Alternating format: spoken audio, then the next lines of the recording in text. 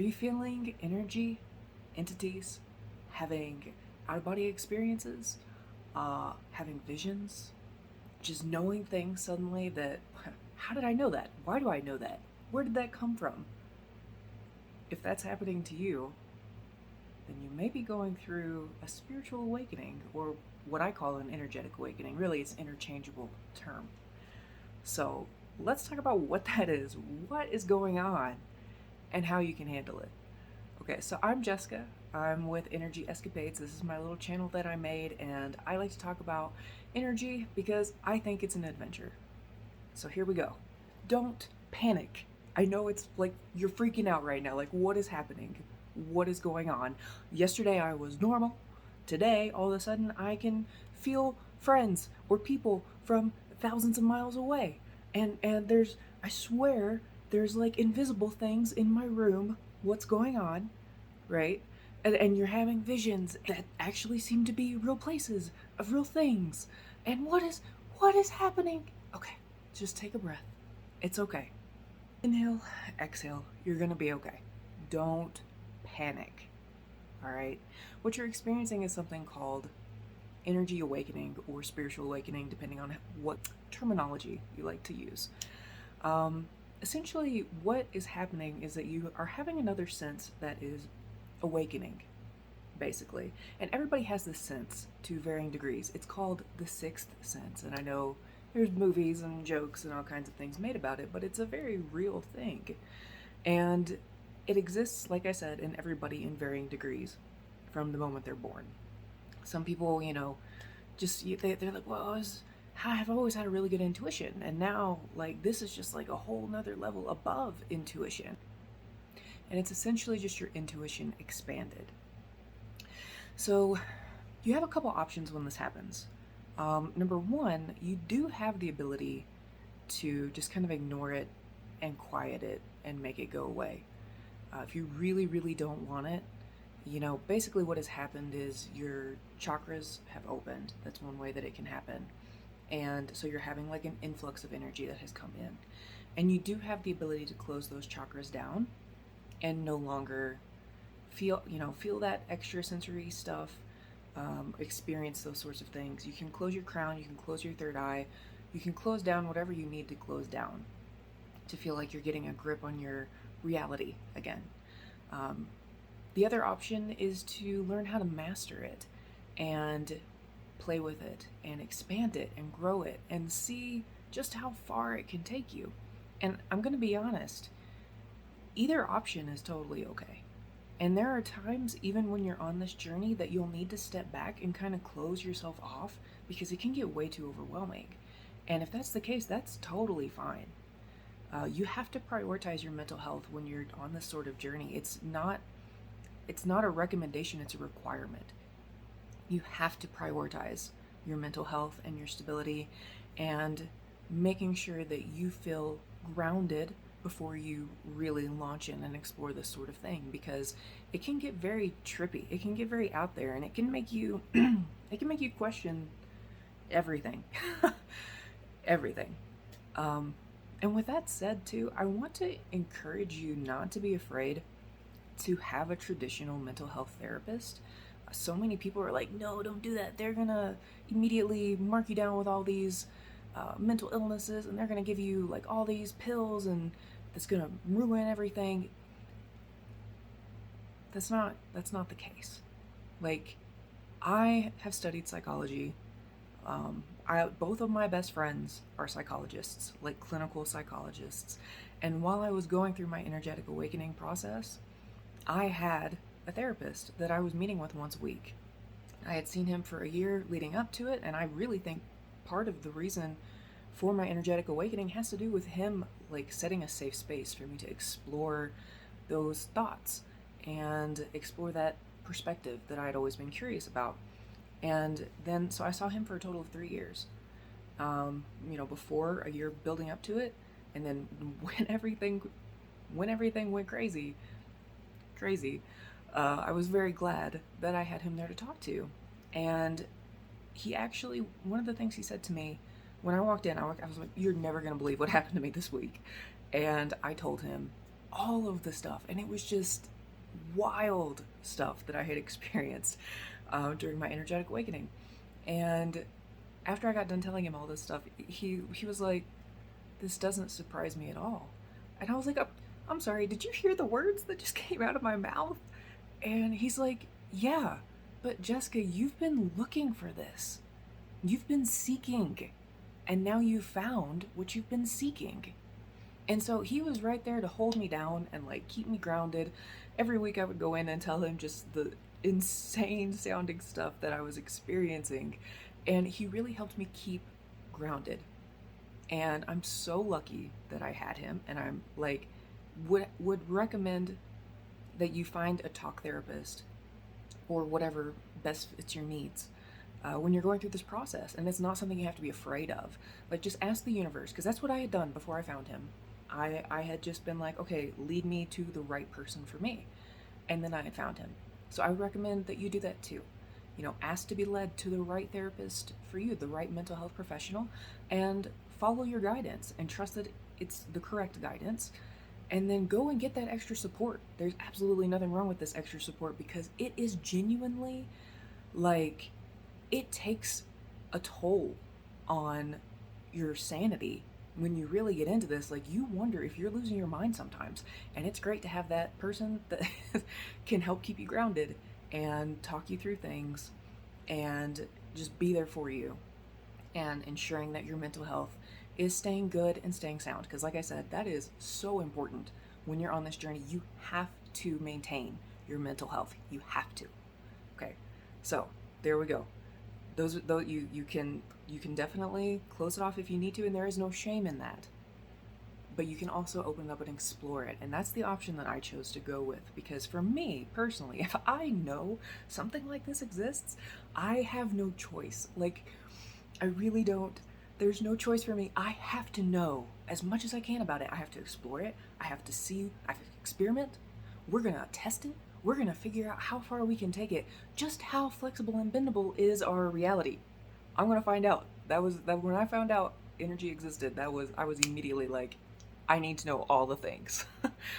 And so, if that's what you want to do as well, I can help you get there, or at least show you what I did and how I handled it. Now, okay, so you've chosen to pursue this and see what it is and learn about it, and now what do you do?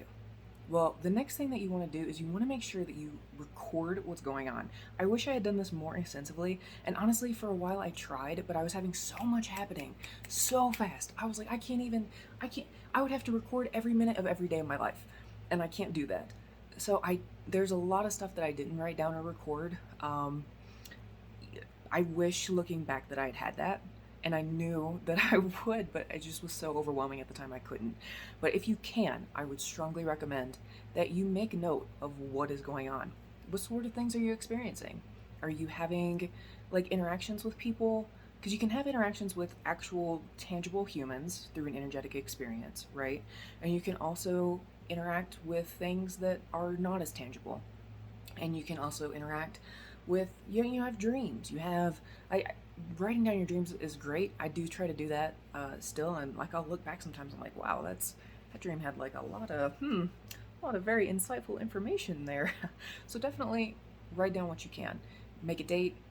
If you can make note of, anything that may be pertinent, like if you're going through something, if you're having maybe like a disagreement with somebody, or you're having like a really great experience with somebody, kind of make note of that too. So you wanted to make note of what's going on in the energy. You want to make note also of what's going on within your tangible reality during those energetic exchanges and times. And because you want to be able to look back and see like maybe what may be playing a role in energy, because that's the thing about energy. There's no one definitive answer. Like, I can give my opinion on what an energetic exchange may mean, but that is not like inherent objective truth. So, and there's always like more to learn within the energy. So like I said, if you can keep a record of that, you date it, put in as much information as you can and as much as like you feel comfortable with, And just have that, whether it's on your phone, your computer, if you have like a tangible physical notebook. Some people prefer that. I personally um, do prefer to keep an electronic record just because it's easier for me to find what I look for. I like to control F and like search and see what I'm looking for, but however is best for you, that's what you want to do. The other thing is that you want to prioritize being grounded. Like I mentioned earlier, mental health is super, super important, but now you also need to take care of your energetic health, and you would do that through grounding. So there's all kinds of ways that you can do grounding. You can meditate. There's all kinds of grounding meditations on YouTube. Like take your pick, see what works great for you.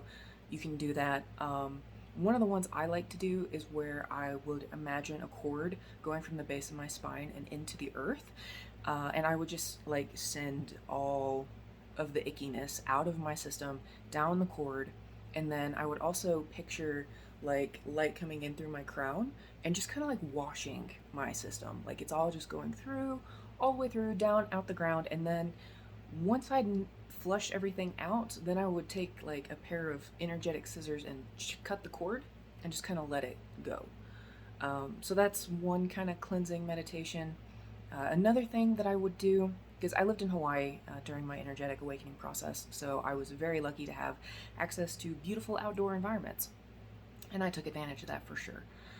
So I would go out and I would lay in the grass at the beach park, or there was a giant field in Honolulu that this was during the lockdowns and everything, so it was empty. And anytime I could, without getting chased down by the police, because this was against the rules, apparently, I would go out there by myself and I would lay down in the grass in the sun and I would just like picture myself melding into the earth, basically. And like every chakra, I would picture it just like kind of like a wash cycle, just washing with the earth. And then like the replenishment of the sun. Make sure you wear sunscreen. We ain't trying to like get all kinds of skin issues. All right, so wear your sunscreen. But yeah, so I would lay there and I would just get like replenished, basically. Another great thing that I loved to do is I would go to the ocean, and the ocean is just like this giant vat of energy. Like it's so fascinating to feel the energy of the ocean and to be a part of that. And if you don't live near an ocean but you're energetically aware, I would encourage you that when you get the opportunity, definitely go check out and just like be in the ocean quietly for a little bit, because it is fascinating how much energy exchange you can experience when you're in the ocean. Strongly recommend it. I love it. If you don't have access to, this sort of outdoor stuff like this, I would recommend if you can go hiking. Even if you have like a little garden, you could do basically you want to try to get in contact with nature outside and the earth. So I mean, if you live in a really big city, is there a park nearby that you can go to? You kind of just like be around some nature and some trees. Can you make your own little garden, even if it's just like I've seen before those little windowsill gardens, where you just you can get your hands in some dirt and just kind of like get grounded. If you have any patch of ground where you can walk barefoot, that is also a great option. I would do that a lot in Honolulu as well when I walk through the grass, or the sand, and just really focus on the feeling of the earth beneath my feet. It is so good for grounding and clearing your energy. And one more thing that I'm going to touch on real quick, because this is going kind of long, but the other thing that I want to talk about is that now that you're energetically aware and you're getting these extrasensory inputs from all these places, it's really important to shield against too much stimuli. Otherwise it can become overwhelming, So there's many ways that you can do that as well. One of the ways that I used was I would get crystals. So I had selenite. I went and I bought 4 pieces of selenite crystal. It's the clear, they were about this big, were the pieces that I got. About that big. And so I would program what I wanted the crystals to do. And I knew that I wanted the crystals to act as a shield. So I would put them in my right hand and I would set the intention of them offering a barrier around my room, and I would send the energy through my right hand into the crystals with that intention of barricading and acting as like an additional barricade source for my room. And then I would place each one in each corner. And then after I would do that, I would do like a astral shield, because here's the thing. If you know that energy creates you, well, they say imagination creates your reality, right? And that was popularized by Neville Goddard and probably other people too, but that's one of the places I heard it.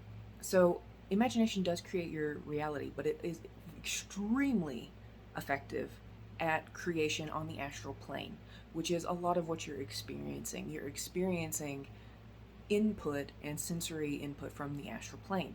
So what you can do is you can create a shield in your imagination, and that will transfer over to the astral plane, and it will work as a way of protecting you. So after I would manually clean the energy in my room, because where I lived I was not allowed to do any sort of smoke or like incense or anything like that. No smudging was permitted in the building where I lived. And I worked for the company, so I had to take that quite seriously. I did not do any sort of smoke or anything that was against the rules. So what I would do instead is I would manually clean the room. I would go through and I would grab all the energy with my left hand, and I would just kind of compile it, especially focus on the corners is where I would gather a lot of the energy. And like occasionally you would have some that was a little bit resistant to being collected, and so I would break that energy up with my right hand. And I personally will snap. I've found that snapping can help, the sound vibrations can help break up some of the energy. At least that's what I've observed. I don't know if that's scientifically accurate, but that's what I've observed. So I'll snap and like break it up, and then I can grab it and hold it and move it through. I would sweep all across the room, paying particular attention to the doors and the upper corners, because that's where energy likes to congregate. And then I would push it through an open window, and then I would seal behind the window. So I would, with my left hand, I would push it out, and then my right hand, I would follow through with a seal, so that, you know, it wouldn't leak back through, basically. And then after I had done that, then I would do one final sweep, push all the energy out of the room, and then I would just imagine like putting through a big seal of energy. So just like imagine you can do gold, you can do white, you can do whatever feels right to you. Purple is another good color. Sometimes rainbow, whatever feels right to you. I mean, this is your imagination and your intuition, and your creation on the astral plane, right? So I would put that through, and I would just seal everything, including the ceiling and the floor. So every surface area in my room was sealed. And then I would focus again on the crystals that I had placed, and just kind of like flare the energy and the protection, just whoosh, flare. And then there we go. Now I've got my seal. And I would do that. It would hold, when I would do that, it would usually hold for about a week. But I just felt better doing it like every day or every other day, because at the time I was getting a lot of activity when I would try to go to sleep, and it was really keeping me awake at night, and it was heavily affecting my life. So I would really try to seal my room on a very regular basis. And then the other thing, one other crystal that I want to just touch on, because again, this is going really long, sorry, but black tourmaline. It is super popular for protection, right? And if that's what you want to use, go for it. However, if you use black tourmaline and it begins to, you start noticing that you're getting more issues than not, tourmaline may not be for you. Because here's the thing. I found out that tourmaline, basically I'm an absorber. So energetically, my natural inclination is to absorb. And, you know, you have emitters, you have absorbers, and you have neutrals. And people vary throughout this all the time in their life. But in my natural state, I'm an absorber in my natural state. And as an absorber, black tourmaline, I can actually end up kind of absorbing. So, you know, it's supposed to absorb the bad energy, but it kind of like I was absorbing the bad energy that the tourmaline was absorbing. So it was like everything was getting significantly more chaotic when I would use black tourmaline. And my partner at the time, he pointed that out to me. And so there was one day when I was really struggling, and rather than giving me black tourmaline, he went and he got I believe it was just a quartz crystal, and gave that to me. And I held that in my left hand because that's your dominant absorption hand. So I held that in my left hand, and I could just feel as it went through and stabilized my energy almost immediately. So it was fascinating to me. And but what clear quartz does is it can be more of an emitter crystal. So that's something to keep in mind if you're playing in the world of crystals and you're like, you got black tourmaline and you're trying to use it for shielding and you're like, what is happening? This is just getting worse and worse and worse. Ditch the black tourmaline. It's not for everybody. If you're an absorber like me, it may be backfiring and doing the opposite. So you can do the same thing. You can get a crystal, like a clear crystal quartz, a clear quartz, yeah. And you can set that for the intention of protection as well, and keep that with you. At the time, I was sleeping with the black tourmaline under my pillow, so that was not fun. But you can charge the clear quartz with the intention of protection, and you can put that under your pillow if you want. Like if it's too disrupting for your sleep, you don't have to. But that's where I would start. There's many ways to shield, but remember, your most powerful tools are just yourself. You don't have to have crystals. You don't have to have any tools for this at all, because you are the one. You are the operant power, right? You are the one that has the control. So while crystals can help, and crystals do have their own energy within themselves, and that's what can make them useful, right? But you are the ultimate source of energy. And so if you need to, you can just create your own astral shield. That is a great place to start. I would bubble, just imagine a bubble going around me, kind of sealing me in. And then the next thing I would do is I would cloak, because like I said, I was getting a lot of attention that was very distracting and I didn't want it. So I would cloak. And for me, it's again, whatever you imagine is what you create on the astral. So I would imagine almost like a Harry Potter invisibility cloak, just boop, boop, boop, boop, boop, boop, boop, coming over me, draping over me, and now I'm hidden. And it would greatly cut down on the noise, greatly. So that's where I would recommend starting if you're just getting into this, because trust me, I know it's overwhelming. I know. But remember, take a breath. You're okay. You're gonna be okay. All right? Just breathe, get through this, prioritize your mental health, prioritize your energetic health, and your grounding. Make note of what's going on. Keep a diary, and shield. Make sure that you've got that shield up. You're gonna be okay. All right. So hope this is helpful. Oh yeah, like, comment, subscribe. Those are the things I'm supposed to say because this is a YouTube video. Okay. Goodbye.